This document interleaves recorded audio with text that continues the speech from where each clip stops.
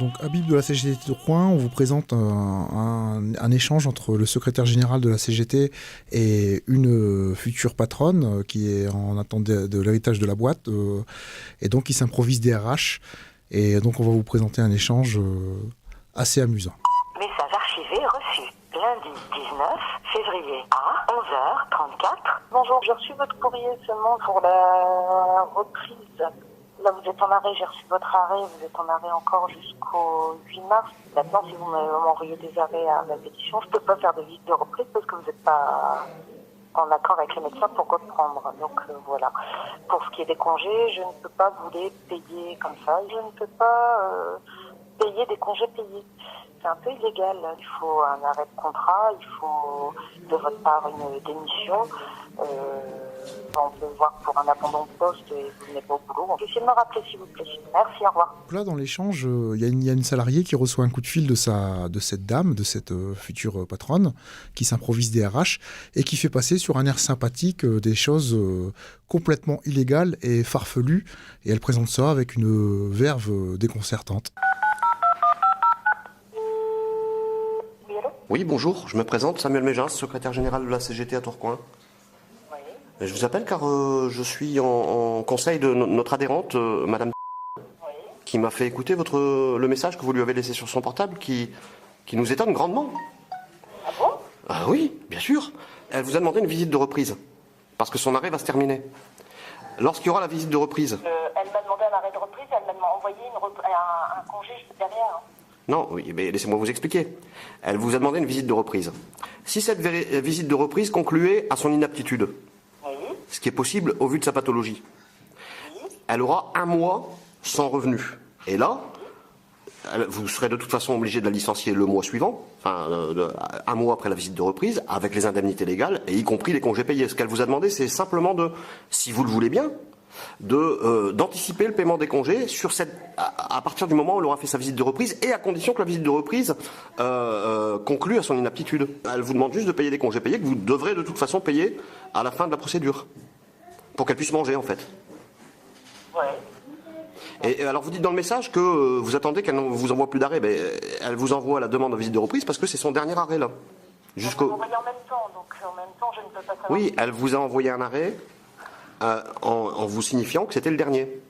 Non, elle signifie pas que c'est le dernier. Oui, mais en faisant la demande de visite de reprise, ça revient au même. Juridiquement, c'est comme ça. Quand elle vous demande sa visite de reprise, ça veut dire que vous êtes informé que son arrêt ne sera pas prolongé.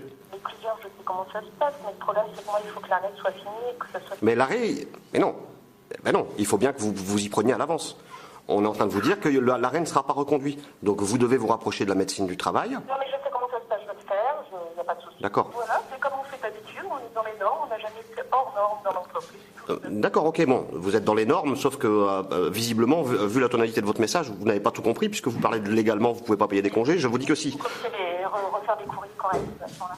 D'accord, oui, il faut donc apprendre à faire des meilleurs courriers, c'est bien ça? Non mais madame Non, parce que quand vous laissez un message, madame, écoutez-moi bien. Quand vous laissez un message oui, téléphonique, enregistré, oui. où vous dites, madame, vous n'avez qu'à abandonner votre poste, À ce moment-là, c'est justement pour lui permettre d'avoir son chômage et que nous, financièrement, on ne se retrouve pas dans la panade non plus. Vous savez comment ça se gère une PME, monsieur? ah ben non, je sais pas. Arrêtez de vous foutre de ma gueule parce que là, c'est enregistré aussi. Moi. Ah ben c'est très bien, vous pouvez enregistrer. Vous savez combien ça va vous coûter là, le fait de lui avoir parlé d'un abandon de poste?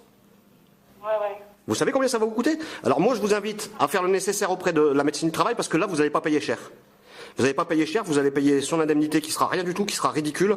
Vous allez lui solder ses congés payés et ça se finira bien. Mais maintenant, si vous le prenez comme ça, nous, le message, on l'a conservé, on l'a enregistré, on le fait valider par un notaire et vous paierez au tribunal. Et ce sera beaucoup plus cher. C'est bien de vouloir foutre les PME en l'air en France. Ah, c'est ça. Et les travailleurs, vous les foutez pas en l'air, vous? Non? La dame qui est devant moi, elle peut plus travailler. Comment ça se fait? Comment ça se fait que dans ce pays, les travailleurs, ils sont fragilisés comme ça? Comment ça se fait qu'on leur casse leur santé? Vous allez remplir vos obligations, il y a des lois. On n'est pas dans la jungle, madame. Oh, vous me parlez autrement? On n'est pas dans la jungle. Il y a un code du travail. Enfin, il en reste quelque chose. Quand même, de 35 heures et de 6 salariés quand même. Donc vous ne parlez pas comme ça, vous pouvez me représenter demain aussi. J'ai une salariée, vous êtes en train de recruter une salariée là? Vous faites quoi? Excusez-moi, moi demain j'ai envie d'arrêter de bosser parce que j'ai 2 gosses et que je suis seule avec ma mari qui est décédée. Donc là, on assiste à l'échange complètement farfelu et théâtral où la victime, qui est censée être la salariée, qui a fui le travail parce qu'elle n'en pouvait plus, elle était en burn-out et dépression totale. Et donc, on a en face une personne qui est dans l'erreur totale au niveau du droit et qui se met en position tout d'un coup en tant que victime. Donc d'abord, elle bombe le torse, ensuite elle joue la victime et elle inverse les rôles complètement.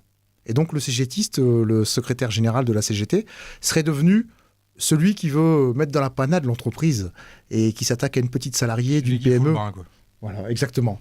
Donc le perturbateur. Ah, donc si vous êtes dans la merde à fond, vous n'allez pas profiter de vos droits. D'accord. Ah non, mais attendez, si on suit votre logique, madame, si on suit votre logique, il faut surtout pas que les salariés prennent leur congé payé, parce que vous vous rendez compte, pour l'entreprise, c'est grave. L'entreprise doit payer des travailleurs qui sont en train de se la couler douce sur une plage. Ah bah non. Ça a toujours été comme ça, ceci dit. Qu'est-ce qui a toujours été comme ça ? Non, 1936, depuis que les travailleurs, ils ont levé la tête et ils sont pas prêts de la baisser. D'accord ? Ils ont travaillé la tête pour pouvoir vivre. D'accord ? On n'est pas tous des fils de patron. C'est l'explosion, alors pourquoi vous m'attaquez là-dessus ? Comment ça, pourquoi je vous attaque là-dessus ? Madame est déjà au courant qu'il y a une petite reprise qui va être à organiser. Ah, bah c'est nouveau ça. Eh ben c'est très bien. Eh bien voilà. Elle n'aura pas besoin d'abandonner son poste. Elle est malade, elle ne peut pas travailler. La médecine du travail va peut-être dire qu'elle ne peut plus travailler. Et elle sera licenciée. Et vous la licencierez. D'accord ? Que cette dame, je ne sais pas qu'elle se porte sans argent. Et que je propose de faire un abandon de poste, qu'elle sorte, c'est pas correct. Ah, vous persistez en plus. Tout ça est son chômage directement. Et qu'elle ne soit pas dans la panade. Ah, d'accord. Ok, d'accord. Donc c'est la nouvelle solution, c'est l'abandon de poste. C'est une solution qui lui permet d'avoir le chômage. Oui, bah, l'inaptitude aussi, madame. L'inaptitude aussi, et c'est ce qu'on voit. Excusez-moi, hein, mais là je vous demande simplement de vous conformer au droit. Je vois que vous peinez à le comprendre, mais je vous demande de vous conformer au droit, sinon je vous appellerai pas. Hein. Et que les employés sont tous convoqués en temps et en heure et qui seront même à la médecine de travail faire un peu plus leur travail. Donc là, on comprend mieux pourquoi on en arrive à mettre des dossiers au prud'homme, des patrons comme ça sans scrupules, qui reviennent avec l'audace et vraiment de façon décomplexée, après avoir détruit sa salariée, elle revient sur son idée initiale, qui était illégale, de conclure sur un abandon de poste. On comprend bien que la lutte ne passera pas que par des voies juridiques, et à un moment donné, il faudra descendre dans la rue et leur rappeler concrètement ce que l'histoire a apporté comme fruit et leur faire une bonne piqûre de rappel, mais concrètement par l'action.